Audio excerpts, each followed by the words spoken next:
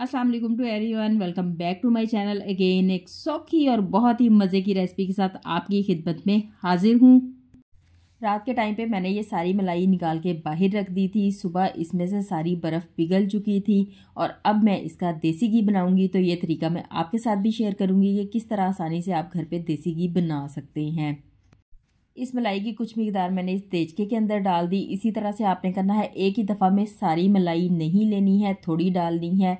अगर आप देखें तो एक बाउल मैंने डाल दिया है। अब मैंने बीटर लिया, बीटर के साथ मैंने इसे बीट करना स्टार्ट कर दिया। मलाई की ज़्यादा मिकदार एक ही दफ़ा में इसलिए नहीं ली ताकि बीटर को कोई मसला ना बने। तो यहाँ पे मुनासिब सी मिकदार लेके मैंने स्टार्ट किया बीट करना।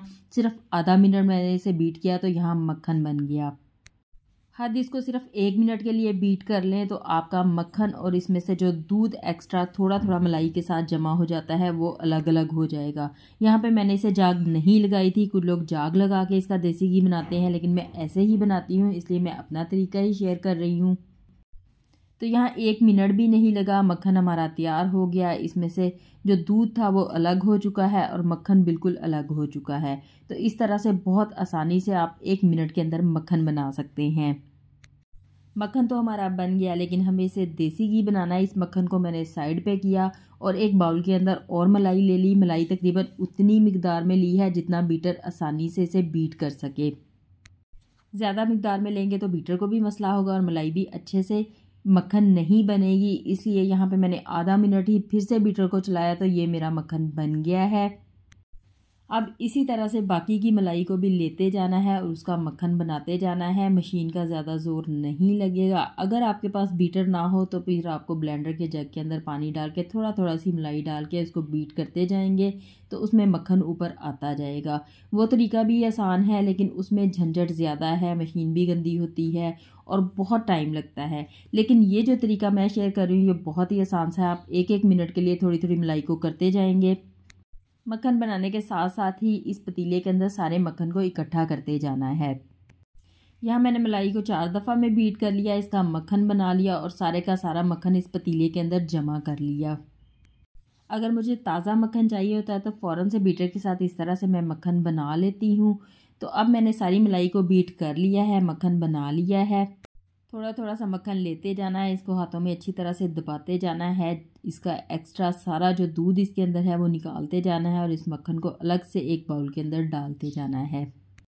तो इस काम को करते हुए कोई ज़्यादा टाइम नहीं लगता, थोड़ा सा टाइम ही लगता है। अगर आप इस तरह से कर लेंगे तो देसी घी बनाने में बहुत ही ज़्यादा आसानी होगी। वैसे आप डायरेक्टली भी इस मक्खन को उठा के पका सकते हैं, देसी घी बना सकते हैं, लेकिन उसमें टाइम ज़्यादा लगेगा। इस तरह से ये सारे के सारे मक्खन को मैंने निचोड़ा और इसके अंदर से ये दूध निकाल दिया और मक्खन के पेड़े बना बना के एक बाउल के अंदर शिफ्ट कर दिए। तो ये आसान सा तरीका है, ट्राई ज़रूर कीजिएगा। जब भी मैं वीडियो को फास्ट करती हूँ और इस फास्ट वीडियो को देखती हूँ तो मैं सोचती हूँ कि काश हमारे हाथ भी इस तरह से तेज़ तेज़ चले और फ़ौरन से काम हो जाए तो कितना मज़ा आए, लेकिन ऐसा होता नहीं है। अगर हमें कोई अच्छी चीज़ चाहिए हो तो उस पर हमें थोड़ा टाइम देना ही पड़ता है। यहाँ पे तकरीबन सारा मक्खन मैंने निकाल लिया है। अब मैंने एक बाउल लिया, उसके ऊपर एक छलनी रख दी। बाकी का जो मक्खन है वो छलनी के अंदर आ जाएगा और जो इसके अंदर दूध रह गया है वो दूध नीचे चला जाएगा। तो यहाँ पे इसको हमने बहुत अच्छी तरह से छान लेना है। अब छलनी को अच्छी तरह से हिला लें, हिला हिला के इसमें से दूध सारा नीचे चला जाएगा और छलनी के अंदर सिर्फ मक्खन रह जाएगा। और उस मक्खन को भी हम जो ये बाउल के अंदर पड़ा हुआ मक्खन है इसमें शामिल कर लेंगे। छलनी को मैंने इसीलिए रखा था ताकि मक्खन के जितने भी ज़र्रे हों वो छलनी के अंदर आ जाएं और दूध इसके नीचे निकल जाए। अगर छलनी नहीं रखेंगे, वैसे ही आप इसको निचोड़ेंगे तो मक्खन के बहुत सारे पीस दूध के अंदर भी चले जाएंगे। तो ये बहुत आसान तरीका हो जाता है। तो मैंने यहाँ पे ये अगर देखें तो मक्खन पूरा छलनी के अंदर रह गया है और दूध सारा नीचे चला गया है। अब इस दूध को भी साइड पे कर लें। इस दूध का आगे जाके मैं क्या बनाऊंगी वो मैं आगे ही बताती हूँ कि इस दूध को मैंने किस तरह से इस्तेमाल किया। और इस छलनी को मैंने एक बाउल के अंदर ठंडा पानी लिया और उसके अंदर रख दिया। ठंडे पानी के अंदर मक्खन फ़ौरन से जम जाता है। अब इस ठंडे पानी के अंदर मैंने छलनी वाले मक्खन को डाल दिया और जैसे ही अब मैं इसे इकट्ठा करूँगी तो ये फ़ौरन से इकट्ठा हो जाएगा। इसको निचोड़ दूँगी, ये अच्छे से धुल भी जाएगा, साफ़ भी हो जाएगा। मक्खन बनाएं या देसी घी बनाएं तो एक चीज़ का ख्याल ज़रूर रखें कि जैसे ही आपका कोई बर्तन फारिग हो आप फ़ौरन से उसको धो लें। हाथों हम बार बार धोते ही हैं, उसके साथ साथ बर्तन को भी धोते जाएं। उससे ये फ़ायदा होगा कि जब आपका मक्खन बनेगा आपके बर्तन भी सारे साथ के साथ धुल जाएंगे। और बार बार मैं उन बर्तनों को ही इस्तेमाल करती हूँ, इस तरह से बर्तन भी ज़्यादा गंदे नहीं होते और मक्खन और घी भी मेरा अच्छे से बन जाता है। अब मक्खन को धोने के लिए मैंने बर्फ़ वाले पानी का इस्तेमाल किया। ये ठंडा पानी बाउल के अंदर है, इसके अंदर मक्खन को डालते जाएं, खोलते जाएं ताकि इसमें से एक्स्ट्रा दूध वगैरह सारा निकल जाए। ये बर्फ़ वाला पानी मैंने आपको दिखा भी दिया है, यही पानी मैंने बाउल के अंदर डाला है। बर्फ़ वाला पानी लेने का ये फ़ायदा होगा कि जैसे ही आप मक्खन को इकट्ठा करेंगे फ़ौरन से वो इकट्ठा हो जाएगा और इसमें से एक्स्ट्रा दूध वगैरह सब कुछ निकल जाएगा और मक्खन हमारा साफ़ हो जाएगा। यहाँ बाउल के अंदर मैंने पानी को बदल लिया, बाकी का मक्खन भी मैंने इसके अंदर खोल दिया ताकि अच्छी तरह से ये भी साफ़ हो जाए। मैंने इस मक्खन का देसी घी बना लेना है, इसलिए मैं सिर्फ इसे एक ही दफ़ा साफ़ कर रही हूँ। लेकिन अगर आपने मक्खन बना के रखना हो तो आप ठंडे पानी के साथ इसको 2 दफ़ा वॉश कर लेंगे तो आपका मक्खन बहुत ही ज़्यादा साफ़ सुथरा और अच्छा बन जाएगा और ज़्यादा देर तक सही रहेगा। फ्रीज़र के अंदर रख लें, जब चाहे निकाल लें और इसे इस्तेमाल कर लें। और बेकिंग की चीज़ों में भी आप इसे इस्तेमाल कर सकते हैं। दूसरे बाउल के अंदर भी मैंने ठंडा पानी डाल दिया और उसमें भी मक्खन को खोल दिया है। मक्खन को धोने के बाद अगर पकाया जाए तो इसको पकाने में, इसका देसी घी बनने में ज़्यादा टाइम नहीं लगता। लेकिन अगर डायरेक्टली मक्खन को बगैर निचोड़े चूल्हे पे रख दिया जाए तो फिर उसको पकाने में बहुत ज़्यादा टाइम लग जाता है। अगर इसका देसी घी ना बनाना होता तो मैंने इसको एक दफ़ा फिर से ठंडे पानी के साथ धो लेना था, लेकिन यहाँ पे देसी घी बनाना है इसलिए एक ही दफ़ा से धोया है। सारे का सारा मक्खन मैंने इस पानी में से निकाल लिया है। अब एंड का जो रह गया है उसको दोबारा से आप छलनी लाएं और उसमें छान लें। छलनी में मक्खन के पीसीज आ जाएंगे, उसको दोबारा से इकट्ठा करें और इसी देचकी के अंदर डाल लें। अब इस मक्खन वाली देचकी को उठाएं और उठा के इसे चूल्हे पे रख दें। हल्की सी आग रखनी है, आग तेज़ नहीं करनी, हल्की आग पे इसे पिघलने देना है। सारे के सारे मक्खन पिघलने का इंतज़ार करना है। वीडियो की स्पीड को मैंने तेज़ कर दिया है। मक्खन सारे का सारा पिघल गया है। अब एक चम्मच की मदद से बहुत आराम से इसे चेक किया जा सकता है कि मक्खन इसमें है या नहीं। अगर छोटा मोटा कोई पीस रह भी जाए तो कोई फ़र्क नहीं पड़ेगा, मक्खन इतना गर्म है कि वो भी पिघल के इसमें बिल्कुल पानी सा बन जाएगा। यहाँ चम्मच की मदद से मैंने यही चेक किया था, पीसीस इसके अंदर 1-2 है थे छोटे, लेकिन मैंने आग को बंद कर दिया क्योंकि ये गर्म है, वो भी इसके अंदर पिघल जाएंगे। यहीं पे मज़ीद इसे पकाया भी जा सकता है, लेकिन यहाँ पे मलाई सारी इसके अंदर जलानी पड़ेगी, टाइम ज़्यादा लगेगा, इसलिए मैंने चूल्हे को बंद किया। एक परात ली, उसमें ठंडा पानी जो बर्फ़ वाला था वो मैंने डाल दिया और इसके अंदर मैंने इस देचकी को रख दिया। इसके ऊपर झाग है, झाग को अगर ज़रा हटा के देखें तो इसके अंदर से घी निकलना स्टार्ट हुआ है। अगर ये काम रात में कर रहे हो तो ओवरनाइट के लिए इसे फ्रिज के अंदर रख दें ताकि ऊपर वाला घी बिल्कुल जम जाए और अंदर से हम इसकी लस्सी को फेंक दें। और जब हम इसे पकाएंगे तो सिर्फ 10 मिनट ही पकाएंगे तो फ़ौरन से देसी घी बन जाएगा। अब ये घी ऊपर जम चुका था, एक छुरी की मदद से मैंने इसके अंदर कट लगाया और एक सुराख बना लिया, क्योंकि इसके नीचे सारी मलाई है, उसके पीसीज हैं, वो सारे हमें निकाल देने हैं। फिर हम घी को पकाएंगे तो इतना ज़्यादा टाइम नहीं लगेगा। यहाँ अब सुराख बनाने के बाद जी दोबारा से एक बाउल लिया और एक छलनी ली। अगर आप मेरी वीडियो को देखें तो बार बार वही बर्तन मैं इस्तेमाल कर रही हूँ। उसकी वजह यही है कि मैं साथ के साथ बर्तन धोती जा रही थी ताकि मेरे पास बर्तनों का भी ढेर ना लगे और मेरा देसी घी भी अच्छा सा जल्दी से बन जाए। छलनी यहाँ पे रखने का सिर्फ यही मकसद है कि अगर घी के कुछ पीसेस जाएंगे तो वो छलनी में रुक जाएंगे और बाकी जो लस्सी वगैरह है वो सारी निकल जाएगी और जब हम इसे बाद में पकाएंगे तो ये जल्दी से पक जाएगा। यहाँ पे सारे का सारा लिक्विड मैंने निकाल दिया है। सारा लिक्विड निकालने के बाद जो छलनी के अंदर लिक्विड रह गया उसको हमने अच्छी तरह से छान लेना है। उसके अंदर घी के पीसेस हैं वो दोबारा से हम इस देचकी के अंदर डाल देंगे और फिर इसे पकाएंगे। थोड़ा सा ही छलनी को हिलाएंगे तो ये घी के पीसेस छलनी में रह जाएंगे और लिक्विड सारा बाउल में निकल जाएगा। अब इस लिक्विड को मैं इस्तेमाल नहीं करूँगी, इसे साइड पे कर दूँगी या अपने पौधों को डाल दूँगी। और जो छलनी के अंदर घी है वो भी हम इस देचकी के अंदर डाल देंगे। अब जी इसको उठाएंगे और दोबारा से चूल्हे के ऊपर रख देंगे। आग को हल्का रखना है, इसे अच्छी तरह से मिक्स कर लेना है जब तक कि ये दोबारा से लिक्विड ना हो जाए। मैंने इसे तब तक ही मिक्स किया जब तक ये लिक्विड ना हो गया। जब ये लिक्विड हो जाना है तो हमने इसे मिक्स करना छोड़ देना है ताकि हमारा देसी घी बहुत साफ़ सुथरा बने और इसके अंदर मलाई के कोई भी पीसेस ना हों। तो यहाँ हल्की आग के ऊपर भी कर सकते हैं, तेज़ आग के ऊपर भी कर सकते हैं, जिस तरह से आपको सही लगे आप कर सकते हैं। तो यहाँ मलाई भी निकल चुकी है। अब सिर्फ ये ज़्यादा घी ही हमारे पास है, मलाई की कम मिकदार है।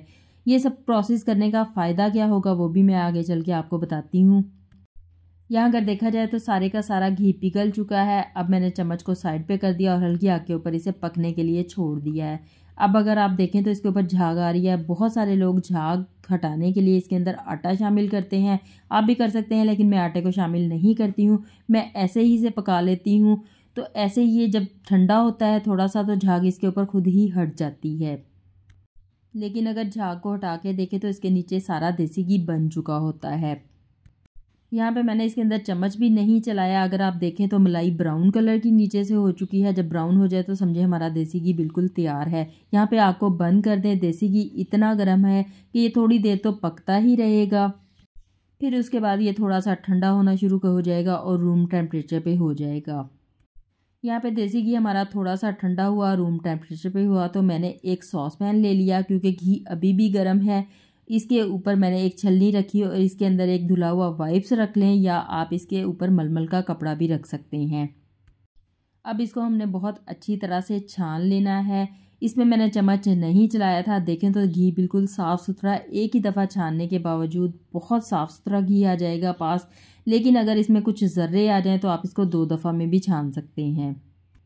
यहाँ मलाई के ज़र्रे इसमें नहीं आए थे, मैंने इसे एक ही दफ़ा में छानना है। छानने के बाद अब आता है जी सारा मसला कि इतना कुछ क्यों किया गया। इतना कुछ इसलिए किया गया ताकि देचकी ज़्यादा गंदी ना हो। अगर यहाँ पे देसी घी तो हमारा बन गया, लेकिन जिस देचकी में बनाया गया अगर मैं आपको दिखाऊं तो ये इतनी ज़्यादा गंदी नहीं हुई है।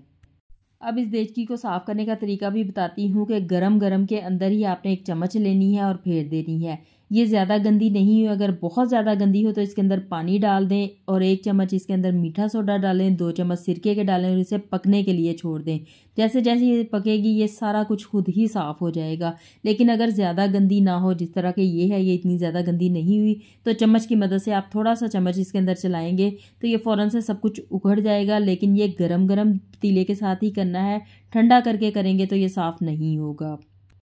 यहाँ पे मैंने इसे साफ़ कर लिया है। अब इसके बाद जी ये तारें सी आती हैं, तारों के साथ बहुत अच्छी तरह से इसे साफ़ कर लें तो इसमें कोई टाइम ज़्यादा नहीं लगेगा, फ़ौरन से आपकी देचकी भी साफ़ हो जाएगी। यहाँ पे मैं इसे सिंक पे ले आई और इसके अंदर मैंने साबुन वगैरह लगाया और बहुत अच्छी तरह से इसे साफ़ करके धो लिया। अब अगर मैं आपको दिखाऊँ तो ये काफ़ी हद तक साफ़ हो चुकी है। अच्छे से साफ़ करने के बाद जी दोबारा मैंने स्कॉच ब्राइट लिया और उसके साथ इसे बहुत अच्छी तरह से दोबारा से साफ़ कर लिया है, धो लिया है। पतीला हमारा बिल्कुल नए का नया निकला है और मिंट भी नहीं लगा और ये बिल्कुल साफ़ हो गया है। अगर इस तरीके से देसी घी बनाएंगे तो देसी घी भी ज़्यादा निकलेगा और पतीला भी फ़ौरन से साफ़ हो जाएगा। देसी घी जब ठंडा हो गया तो मैंने इसे बॉक्स के अंदर निकाल लिया। देखें कितना ज़बरदस्त और दानेदार किस्म का देसी घी बना है, बहुत ही खुशबूदार और ज़बरदस्त बना है। भैंस के दूध की मलाई के साथ ये देसी घी वाइट कलर में बनेगा और अगर गाय के दूध के साथ आप बना रहे हो तो ये थोड़ा येलो येलो कलर में बनेगा। आप इसके अंदर फूड कलर भी शामिल कर सकते हैं, लेकिन मैंने शामिल नहीं किया, मैं ऐसे ही इसे इस्तेमाल करूँगी। मिनटों के अंदर ये देसी घी तैयार है तो आप इसको ट्राई ज़रूर कीजिएगा। अब आते हैं उस दूध की तरफ जो हमने निकाला था। उस दूध को मैंने क्या किया, मैंने उसे एक पैन के अंदर रख के तो पकने के लिए रख दिया। इस दूध को आप जाग लगा के दही भी बना सकते हैं और इस दूध को पका के आप खोया भी बना सकते हैं। लेकिन आज ना मैं इसको जाग लगा रही हूँ ना मैं इसके साथ खोया बना रही हूँ, बल्कि मैंने ये 4 से 5 कप दूध था और इसके अंदर 1 कप मैंने चीनी का शामिल कर दिया और इसे पकाना शुरू कर दिया। इसको बहुत अच्छी तरह से हमने पका के गाढ़ा कर लेना है। बस इसके अंदर चम्मच चलाते जाएं, पकाते जाएं। जब ये लगे कि उबलने वाला है आग को कम कर दें, जब लगे कि ये नीचे है तो आग को तेज़ कर दें। और जब ये गाढ़ा हुआ तो तकरीबन 1/4 चम्मच से थोड़ा सा कम मैंने मीठा सोडा इसके अंदर डाल दिया और बहुत अच्छी तरह से इसे मिक्स कर लिया और मज़ीद पका लिया। अब आप सोच रहे होंगे कि ये बन क्या रहा है, तो ये कंडेंस मिल्क मैंने बनाया। बहुत ही ज़बरदस्त किस्म का कंडेंस मिल्क बन गया, जिसे मैं मुख्तलिफ़ रेसिपीज़ के अंदर भी इस्तेमाल करती हूँ और उसके अलावा जब भी मैं केक बनाती हूँ तो सोक करने के लिए मैं कंडेंस मिल्क का ही इस्तेमाल करती हूँ। उससे केक का टेस्ट और भी ज़्यादा मज़े का बन जाता है। बहुत अच्छी तरह से इसे पका लिया है मैंने। इसे बहुत गाढ़ा नहीं करना क्योंकि ठंडा होने पे ये बहुत ज़्यादा गाढ़ा हो जाता है। यहाँ चूल्हे को मैंने बंद कर दिया, इसके ठंडे होने का इंतज़ार किया। ज़बरदस्त किस्म का ये कंडेंस मिल्क तैयार है। आप इसे दूध के अंदर शामिल करें, अच्छी तरह से मिक्स करें और अपने केक को सोक करें। केक का टेस्ट बहुत ही कोई हाई फाई लेवल का बन जाएगा, तो ट्राई ज़रूर कीजिएगा। मैंने बनाने के बाद इसे एयर टाइट बॉक्स के अंदर रख के फ्रीज़र में रख दिया था और ये फ्रीज़र में ही पड़ा रहता है। जब चाहे निकालें, इस्तेमाल कर लें। ये गाढ़ा हो जाता है लेकिन जमता नहीं है।